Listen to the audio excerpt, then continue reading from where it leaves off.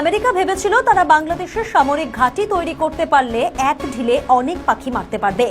তারা মায়ানমারের সামরিক সরকারকে চাপে রাখতে আরাকান আর্মিকে ব্যবহার করবে, তাদের সব রকম সাহায্য করবে এবং একসময় তারা মায়ানমার বাংলাদেশের কিছু এলাকা দখল করে পাকাপাকি একটি দেশ বানাবে যেখানে তাদের সরকার চলবে।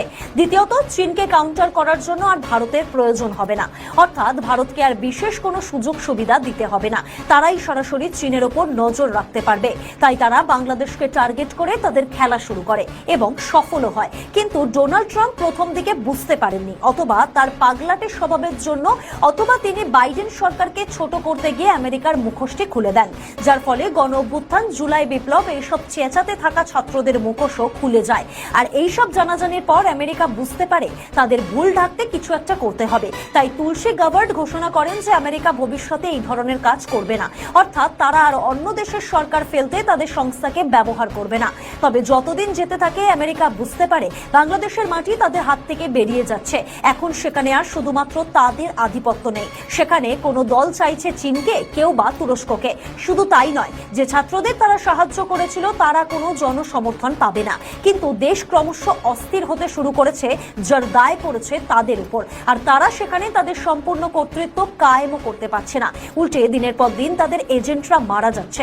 এখন তারা চাইছে সেখানে ভোট করিয়ে কিছুটা দায় মুক্ত হতে, সেই সঙ্গে বাংলাদেশকে ঘিরে ভারতের সঙ্গে যে দূরত্ব সৃষ্টি হয়েছে তা কমাতে। কারণ এই একটি কারণে রাশিয়া বেশি করে ভারতের বাজার ধরে ফেলছে আর আমেরিকা ভারতের বাজার থেকে দূরে সরে যাচ্ছে। কিন্তু বাংলাদেশের কন্ট্রোল এখন আর তাদের হাতে নেই, সেটা তারা ভালো করে বুঝেছে। বাংলাদেশ এখন জঙ্গিবাদের আখড়া হয়ে উঠেছে, সাধারণ মানুষ মুখ খুলতে ভয় পাচ্ছে, তাদের আয় কমেছে। আর যেহেতু আমেরিকা স্বীকার করেছে বাংলাদেশের সরকার বদলে তাদের হাত আছে, তাই তারা মুখ বাঁচাতে একটি ইনক্লুসিভ নির্বাচনের জন্য চাপ দিতে চাইছে। কিন্তু বাংলাদেশের কন্ট্রোল যাদের হাতে আছে তারা চাইছে ভোট না করিয়ে ক্ষমতায় থাকতে। আর ভোট যদি হয়ও তাহলে মানুষের সামনে বিকল্প বলতে একটি দলই থাকবে এবং তারাই জিতবে। তখন তারা বলতে পারবে যে তারা ভোটের মাধ্যমে ক্ষমতায় এসেছে, মানে জনগণ তাদের জিতিয়েছে। যাদের বিষয়টি বুঝতে অসুবিধা হচ্ছে তাদের বলি, হাসিনার দলকে ভোটের অঙ্গন থেকে বিদায় করা হয়েছে। সবাই ভেবেছিল মাঠে থাকছে বিএনপি, কিন্তু বিএনপির নেতা তারেক রহমান তার মায়ের এই পরিস্থিতিতেও দেশে ফিরতে পারেননি, মানে কেস গুরুতর, তিনি কোনোদিনই দেশে ফিরতে পারবেন না। আর খালেদা জিয়ার অবস্থা কি তা তো সবাই জানে। অনেকে তো বলছে এর জন্য ইউনূস সরকারই দায়ী। তারাই খালেদা জিয়াকে সেনাকুঞ্জের অনুষ্ঠানে নিয়ে গিয়ে তার চিকিৎসার অনিয়ম করিয়েছেন।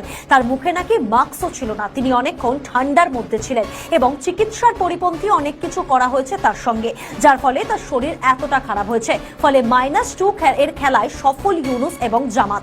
এবার ভোট ঘোষণা করতে আর অসুবিধা নেই, কারণ মাঠে এখন একটি দল, তারা নিজেরা ভাগ হয়ে থাকলেও সেটি লোক দেখানো। আসলে সবাই পাকিস্তান পন্থী, ফলে রেসের মাঠে ছুটবে একজন, আর যেহেতু ছুটবে একজন তাই জিতবেও একজন। কিন্তু সবাই চায় ভারতের সম্মতি, আর এখানেই বাঁধবে গোল। ভারত পুতিনকে দেশে এনে আমেরিকাকে বুঝিয়ে দিয়েছে তারা যদি ভারতের হুমকির জায়গাতে আঘাত করে তবে ভারতও দেখিয়ে দেবে ভারত কি করতে পারে।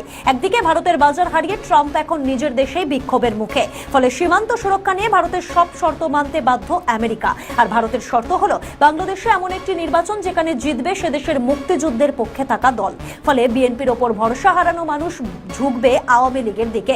যদি ভারত বিভিন্ন দেশকে বোঝাতে পারে বাংলাদেশে ইনক্লুসিভ নির্বাচন গণতন্ত্রের জন্য কতটা জরুরি।